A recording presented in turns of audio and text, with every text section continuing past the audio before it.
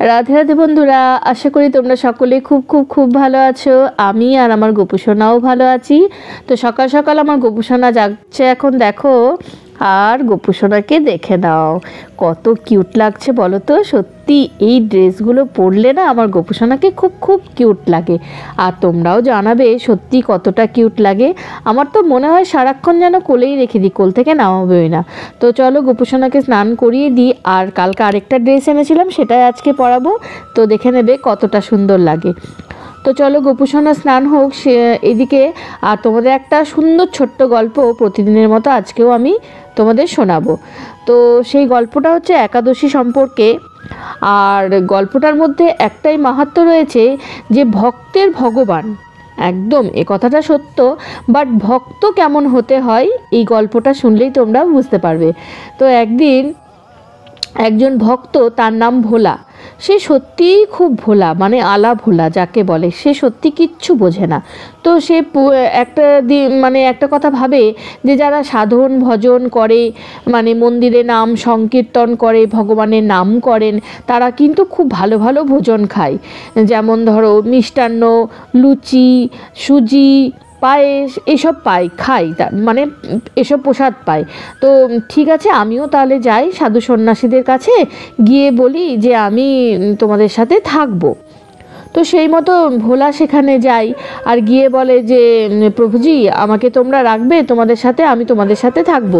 তো তখন প্রভুজিরা বলে, দেখ, আমাদের কাছে থাকতে গেলে কিন্তু ভগবানের সাধন ভজন নাম কীর্তন করতে হবে, আর একবার ভোজন করতে হবে। ও সেই মতো বলে, হ্যাঁ হ্যাঁ, তাতেই হবে। তো প্রতিদিন সাধন ভোজন নাম কীর্তন এসব করে, তারপর একবার ভোজন করে। বাট ভোজন কিন্তু সে অনেকটা বেশি পরিমাণেই করে। ঠিক আছে, এভাবে চলছিল। তো একদিন আসে একাদশী।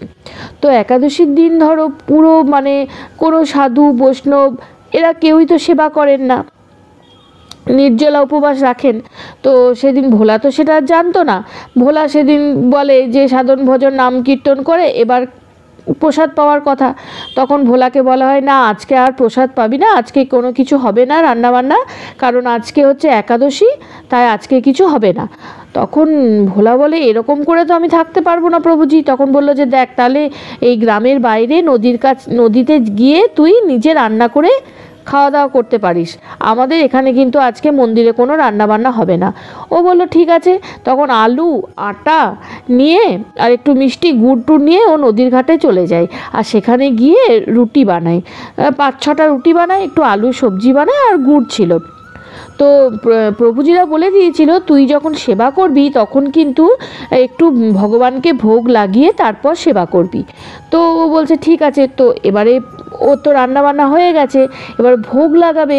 তো প্রভুজিরা প্রতিদিন মন্দিরে ভোগ লাগায়, সেটা কিন্তু ও ভোলা জানতো না কিভাবে লাগায়। তো ভোলা কিভাবে লাগাচ্ছে সেটা দেখো। ভোলা বলছে, রামজি, তুমি এসো, আমার ভোগ সেবা করে নাও, তারপর আমি সেবা করতে পারবো, আমার খুব মানে খিদে পেয়ে গেছে। তো এইভাবে কাতর করে ডাকতে থাকে। তখন কাতরভাবে কান্না সৃষ্টি করে যখন ভগবান না আসে, এত কান্না সৃষ্টি করে। তখন স্বয়ং রাম এসে প্রসাদ গ্রহণ করে। তো রাম খেতে খেতে স্বয়ং ভগবান রাম খেতে খেতে অনেকগুলোই রুটি খেয়ে নেয়, ভোলার জন্য একটা থাকে। ঠিক আছে, হয়ে গেল।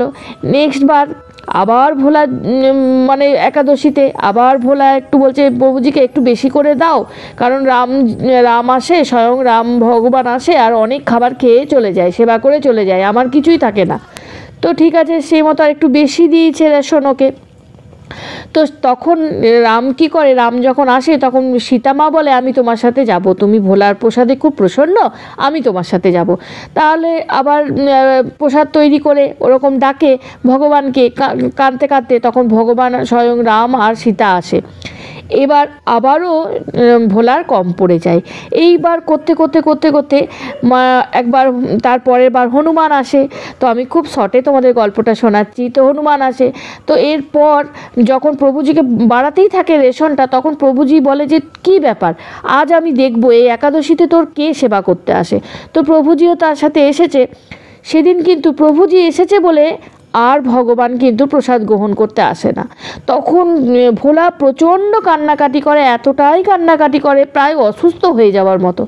তখন ভগবান আর না থাকতে পেরে ভগবান স্বয়ং এসে সেবায় বসেছে। তখন সেই প্রভুজি বলছে, ধন্য ভোলা তুই, যে এই ভগবানকে আজ তোর জন্য আমি সাক্ষাৎ দর্শন করতে পারলাম। তাহলে বুঝতে পারলে, ভগবান কিন্তু সবার জন্য, কিন্তু ভোলার মতো ভক্ত যদি হতে পারো তবেই ভগবান তোমার। তো গল্পটা কেমন লাগলো অবশ্যই কমেন্ট করে জানিও। রাধে রাধে বন্ধুরা, দেখা হচ্ছে নেক্সট ভিডিওতে।